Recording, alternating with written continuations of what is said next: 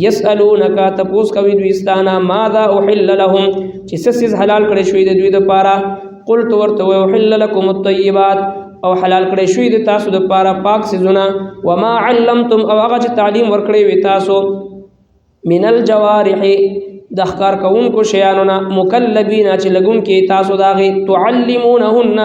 چې تاسو تعلیم ورکړی وي ښودنه کړې وي تاسو هغوی ته مما د هغه څه نه علمکم الله چې ښودنه کړې دی تاسو ته الله جل شانه فکلوا نو خورئ تاسو مما د هغه څه نه امسکنا علیکم چې بند ساتلی وي دوی تاسو دپاره واذکروا اسم الله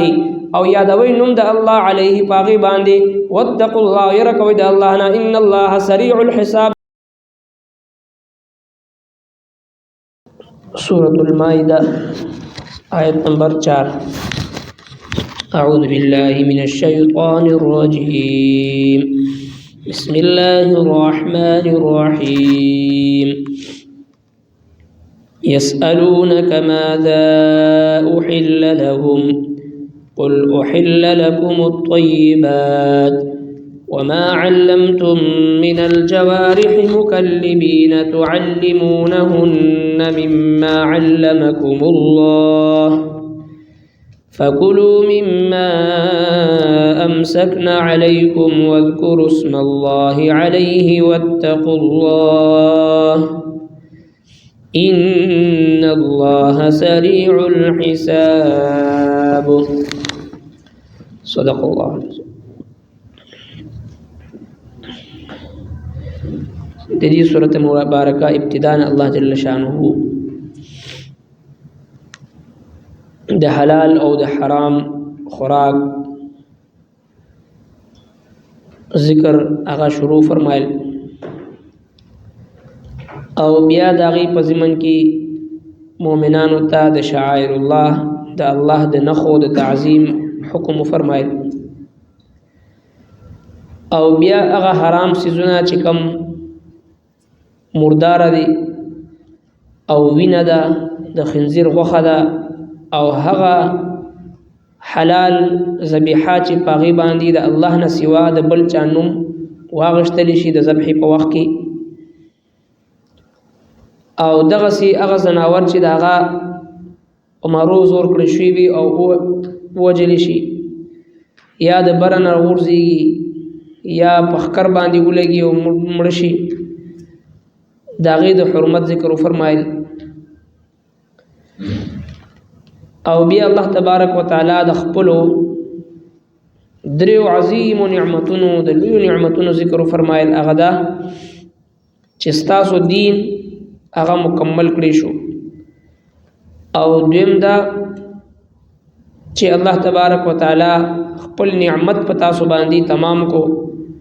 او دریم دا چې ستاسو دپاره دین اسلام هغه د دین په طور باندې خوښ کړو تاسو دپاره.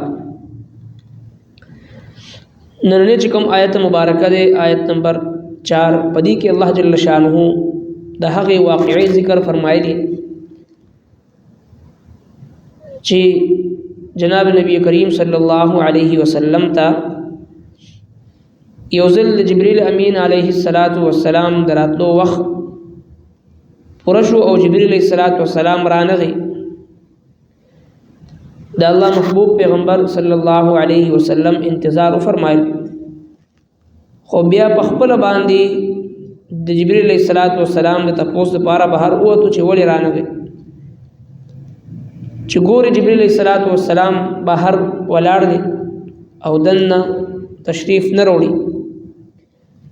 حضور علیه السلام نه تپوس کوي چې دننه ولې راغلی د خپل وخت مطابق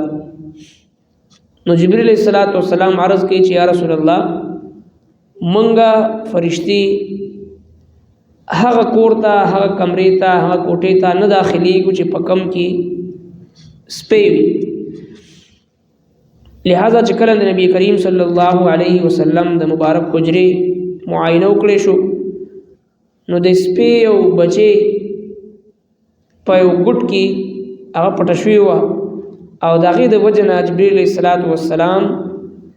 هغې دننه کور ته نه داخلېدو لہذا نبی کریم صلی الله علیه وسلم دا حکم فرمایل چې مدینه منوره کې چې څومره سپي دي دا ټول د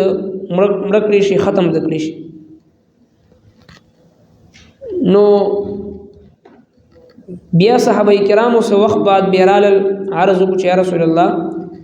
مونږ خو د سپو په ذریعه باندې ښکار کو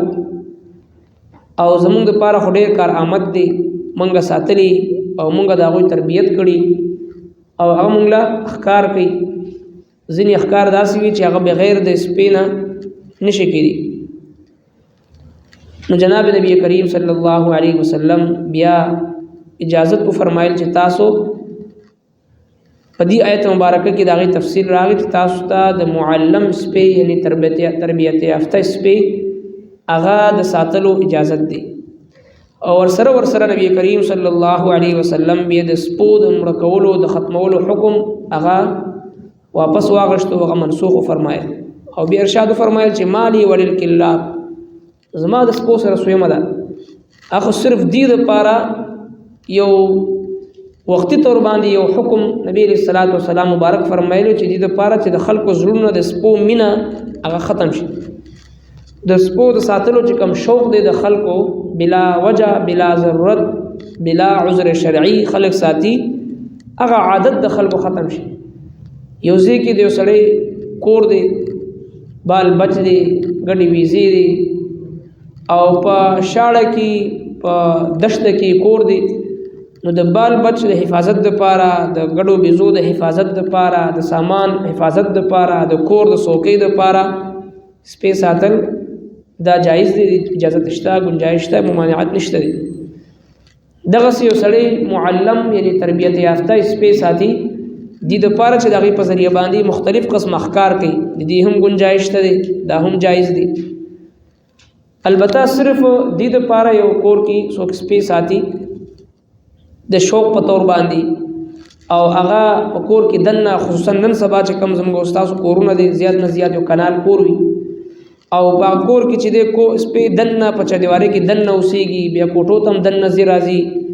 او بیا بعض مغرب پرس خلک د دغه سپو سره د لمبوا ګرځوا او دې سره لوبې کوا وغیره، دا انتهایی غیر شرعي او نامناسب حرکت دی چې کوم مخلوق الله تبارک وتعالی پسندیده نه ده ګرځولی او د هغې جوټه هغه چې دی ناپاک ګرځولی دی،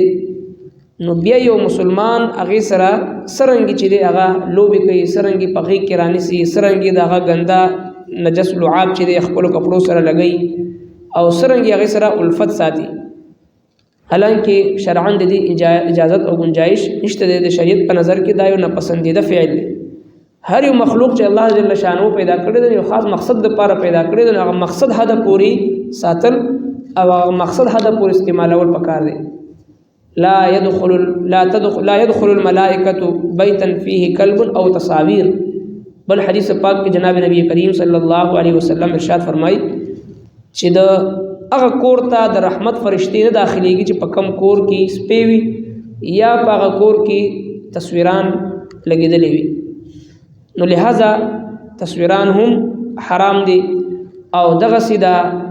سپی ساتل هم په کور کې دا حرام دي. دا د رحمت د فرشتو په لاره کې رکاوټ دی. رحمت فرشتې چون کې دا د الله تبارک وتعالی طرف نه په مؤمن بنده باندې خاص دغه د حفاظت دپاره وي، په هغه باندې د رحمتونو د نزول دپاره وي، په هغه باندې د خیر او د برکات د روړو دپاره وي. نو چې په کم کور کې دغسې تصویران ځوړند وي، تصویران لګېدلې وي یا سپی پکې موجود وي، نو د رحمت فرشتې هغه کور ته نه ځي. د قهر او د غضب او د لعنت راوستلو دپاره، د غضب راوستلو دپاره، د عذاب والا فرشتې هغه راتلی شي، او رحمت فرشتې چې دی هغه دغه کور ته نه داخلېږي. نو جناب نبی کریم صلی الله علیه وسلم به اجازت فرمایل چې تاسو دا سپی چې کوم معلم وي، تربیت یافته وي، ساتلی شئ، په هغوی باندې ښکار هم کولی شئ او هغې دپاره خپل شرایط دي. د سپی معلم کېدو دپاره، تربیت یافته کېدو دپاره دا شرط دی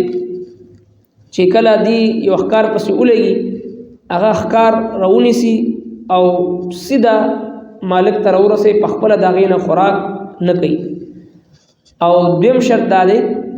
چې د ښکار دپاره دا سپی د مالک په خپله باندې لګلي او که یو سپی داسې وي چې په خپله ښکار پسې منډه کې ونیسي راوړي، نو هغه بیا حرام دی. او دریم شرط دا دی چې کم مالک دا سپی د ښکار لپاره لګي نو په دې وخت کې به بسم الله الله اکبر یا بسم الله الرحمن الرحیم وایي او بیا ولګي. او څلورم شرط دا دی چې دا سپی دومره تربیت یافته وي چې هغه چې کله دا مالک ورته وایي ځه نو ځي، او چې مالک ورته نه ویلي په خپله خوښه باندې حرکت نه کوي. دغسې د باز وغیره دپاره باز وي داسې بل داسې پرنده وي چې هغه ښکار کوي، هغې دپاره دا شرط دی چې کله مالک ورته وایي ځه او چې کله دی مالک په منځ کې ورته آواز وکړي چې واپس راشه نو هغه را واپس شي.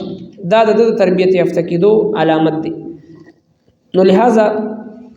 چې کوم معلم یعنی تربیت یافته سپی وي یا باز وي وغیره هغه دغه په ذریعه باندې هم ښکار کول هغه جایز دی. او یو سړی د باز لګلو په وخت کې یا د سپی د ښکار پسې لګلو په وخت کې بسم الله وایي او هغه ولګي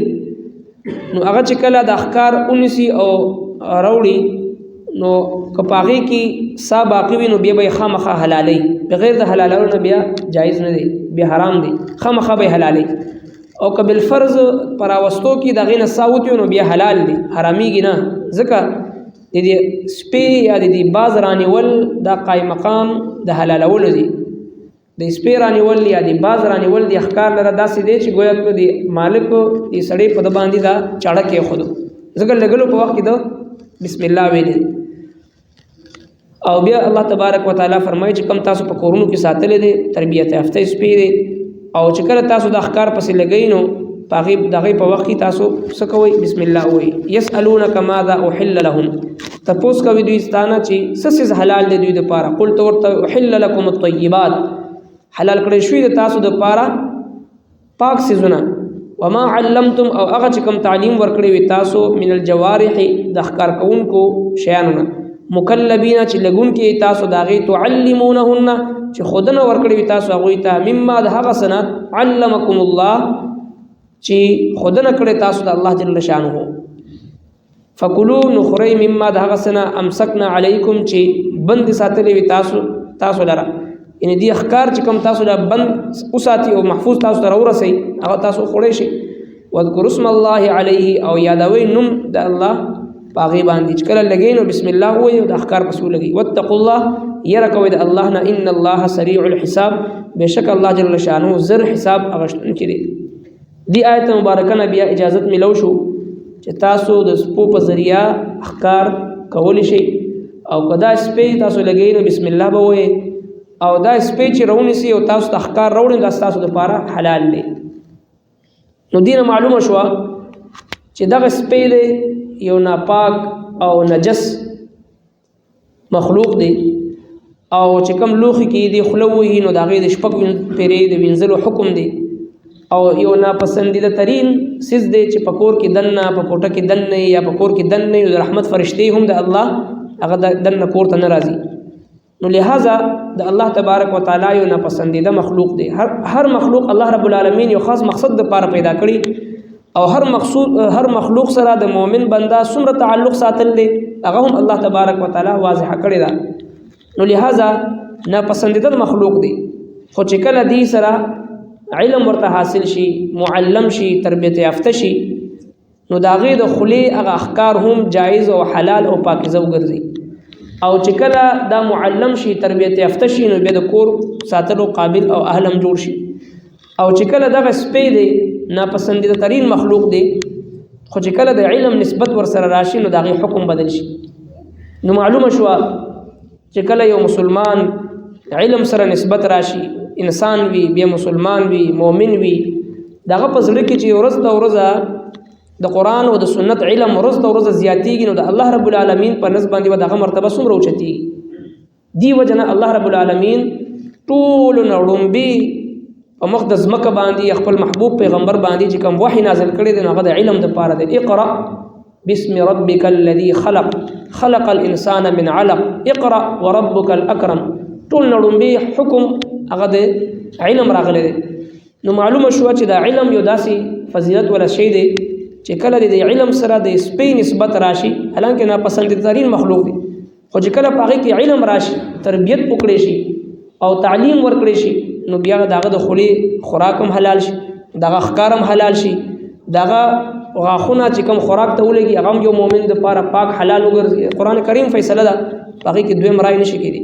ولی د سپې سره د علم نسبت راغی نو چې د سپې نسبت د علم سره راشي تربیت سره راشي او معلم سپې وګرځي هغه ته الله تبارک وتعالى د اهمیت ورکړي دا فضیلت ورکړي چې دغه د خلی احکارم حلال وګرځي نو چې کله یو مسلمان ورځ ته ورځ روزمره په بنیاد باندې خپل علم کې اضافه کوي د قران کریم یو دوا درې آیتونه زده کوي او خپل ذهن کې هغه اړې راړې په غي باندې عمل کوشش کوي نو دا مؤمن بنده د علم د برکت د الله تبارک وتعالى په نظر کې به څومره د مرتبه اوچتيږي نو کوشش دې خبرې کول پکار دي چې روزانه زموږ استادو د قران کریم یو آیت دو آیتونه درې آیتونه ترجمه تفسیر سره زده کولو او په خپل علم کې راوستلو او په خپل ذهن کې ساتلو کوشش موږ تاسو جاری وساتو يسألونك تپوس کوي دوی ستانه ماذا احل لهم چې سسیز حلال کړي شوی د دوی د پاره قلت ورته وحل لكم الطيبات او حلال کړي شوی د تاسو د پاره پاک سيزونه وما علمتم او هغه چې تعلیم ورکړي وي تاسو من الجوارح د احکار کوونکو شیانونه مکلبین چې لګون کې تاسو داغه تعلمونهن چې تاسو تعلیم ورکړي وي خودونه کړي وي تاسو هغه ته مما ده هغه سنا علمکم الله چې خودونه کړي وي تاسو الله جل شانه فکلوا نخرج تاسو مما ده هغه سنا امسکنا علیکم چې بند ساتل وي دي تاسو د پاره واذکروا اسم الله او یادوي نوم د الله علیه پاغي باندې واتقوا الله يرکوي د الله نه ان الله سریع الحساب بشک الله جل شانه زر حساب غشتون کې دي صدق الله ربنا تقبل منا انك انت السميع العليم وتب علينا انك انت التواب الرحيم برحمتك